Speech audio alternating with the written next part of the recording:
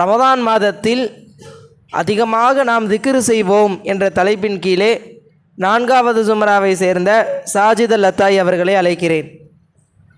அலைக்கும் வரஹ்மத்துல்லாஹி வபரகாத்துஹு. ரப்பி ஷ்ரஹ் லி ஸத்ரி வயஸ்ஸிர் லி அம்ரி வஹ்லுல் உக்ததம் மின் லிசானி யஃப்கஹு கௌலி வஹதி கல்பி பிஹக்கி சய்யிதினா முஹம்மது முஸ்தஃபா நபி ஸல்லல்லாஹு அலைஹி வஸல்லம். நஹ்மதுஹு நுஸல்லி அலா ரசூலில் கரீம் வ அலா ஆலிஹி வ அஸ்ஹாபிஹி வ அத்பாஇ ஹமலாத்தித் தீனி கௌமி. அம்மா பஅத் ஃபகத் கால அல்லாஹு தஆலா ஃபில் குர்ஆனில் அலீம் அல்-ஃபுர்கானில் மஜீத் பஅத அஊது பில்லாஹி மினஷ் ஷைத்தானிர் ரஜீம் பிஃபர்லி பிஸ்மில்லாஹிர் ரஹ்மானிர் ரஹீம் உத்குருல்லாஹு திக்ரன் கஸீரா ஸதகுல்லாஹுல் அலில் அலீம். வகால நபீனா முஹம்மது முஸ்தஃபா நபி ஸல்லல்லாஹு அலைஹி வஸல்லம் தாகிருனல்லாஹு கஸீரன் தாகிராத் அவ் கமா கால அலைஹி ஸலாத்து வஸலாம். புகழும் புகழ்ச்சியும் நம்மை படைத்து பரிபாலித்து கொண்டிருக்கின்ற வல்ல ரஹ்மான் அவன் ஒருவனுக்கு மட்டுமே உரித்தாகட்டுமாக. மேலும் சாந்தியும் சமாதானமும் நமது நாயகம் முஹம்மது முஸ்தஃபா நபி ஸல்லல்லாஹு அலைஹி வஸல்லம் அவர்களின் மீதும் அவர்களை சற்றும் தவறாமல் பின்பற்றி வாழ்ந்த உத்தம சத்திய சஹாபாக்கள், தாபிஈன்கள், தபஅத் தாபிஈன்கள், நாதாக்கள், ஷஹதாக்கள், மேலும் நல்லதொரு மஜ்லிஸில் அமர்ந்திருக்கும் நம்மை சார்ந்த அனைவர்களின் மீதும் உரித்தாகட்டுமாக.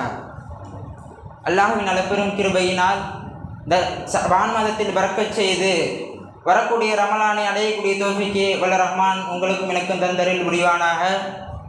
அப்படிப்பட்ட அந்த ரமலானுடைய காலங்களில் நாம் பல்வேறு விதமான அமல்களை செய்து கொண்டிருக்கின்றோம். குறிப்பாக சொல்ல வேண்டும் என்று சொன்னால், குர்ஆன் ஓதுகின்றோம், தொழுகைகளில் ஈடுபடுகின்றோம், சதக்காக்கள் செய்கின்றோம். ஆனால் நம் அவர்களில் மிகவும் குறைவாக இருக்கக்கூடிய ஒரு அமல் என்று சொல்கின்ற பொழுது இந்த திக்ர் என்பது நம் அவர்களில் மிகவும் குறைவாக இருந்து கொண்டிருக்கிறது.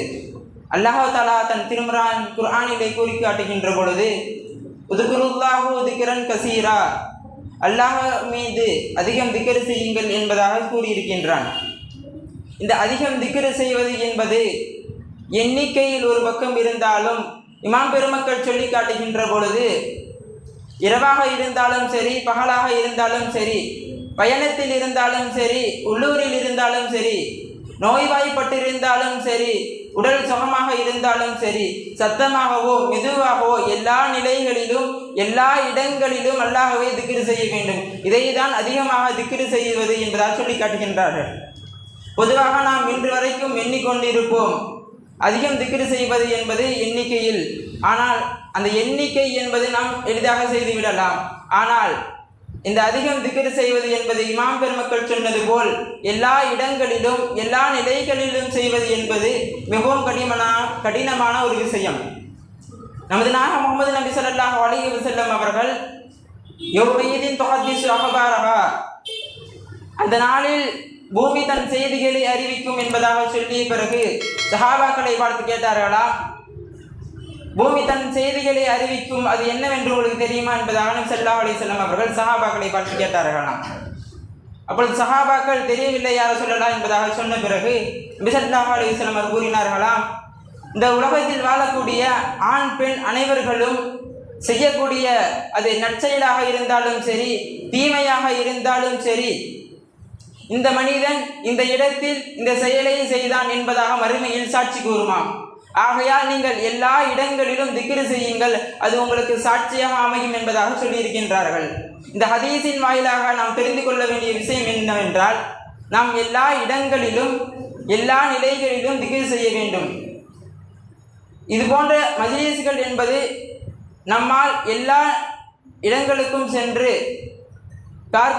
பார்க்க முடியும் என்றால் கொஞ்சம் கடினமான விஷயம்தான். அதே போன்று எல்லா நிலைகளிலும் குர்ஆன் ஓதுவது என்பது நம்மால் சாத்தியப்பட முடியாத ஒரு விஷயம். ஆனால் இந்த திக்ர் என்பது எல்லா இடங்களிலும் நம்மால் செய்யக்கூடிய ஒரு விஷயம். அதே போன்று பிறர் பார்க்கின்றார்கள் என்பதற்காக நாம் எந்த ஒரு செயலையும் செய்யக்கூடாது. சூஃபியாக்கள் ஒருவரான புலைல் இப்னு இயல் ரஹ்மத்துல்லாஹி அவர்கள் கூறுகின்ற பொழுது, பிறர் பார்க்கின்றார்கள் என்பதற்காக ஒரு நற்செயலை விடுவது என்பது முகஸ்துதி எனவும், பிறர் பார்க்கின்றார்கள் என்பதற்காக ஒரு செயலை செய்வது நற்செயலை செய்வது என்பது ஷிர்க் எனவும் சொல்கின்றார்கள். ஆகையால் நாம் திக்ர்களை அதிகப்படுத்தி விட்டோம் என்று சொன்னால் பல நிலைகளில் நம்மை மக்கள் பார்க்கும் நிலை ஏற்படும். அதனால் நாம் திக்ருகளை குறைத்து விடவும் கூடாது. அந்த திக்ருகளை பிறர் பார்க்கின்றார்கள் என்பதற்காக அதிகப்படுத்தி விடவும் கூடாது.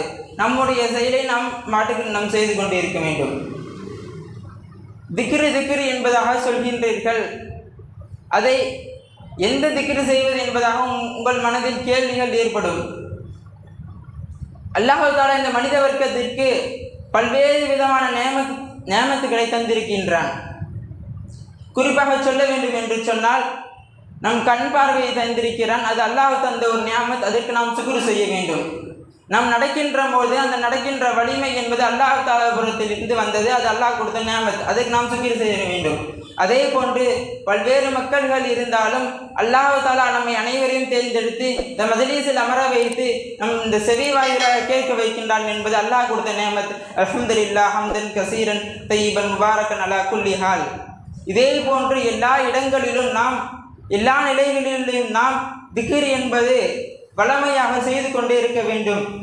ஆகையால் இந்த ரமலானுடைய காலத்தை பயன்படுத்தி நாம் எல்லா நிலைகளிலும் எல்லா இடங்களிலும் திக்ர் செய்து நம் வாழ்நாள் முழுவதும் அதை ஆக்கிக்கொள்ளக்கூடிய தௌஃபீக்கை வல்ல ரஹ்மான் உங்களுக்கும் எனக்கும் தந்தருள் புரிவானாக.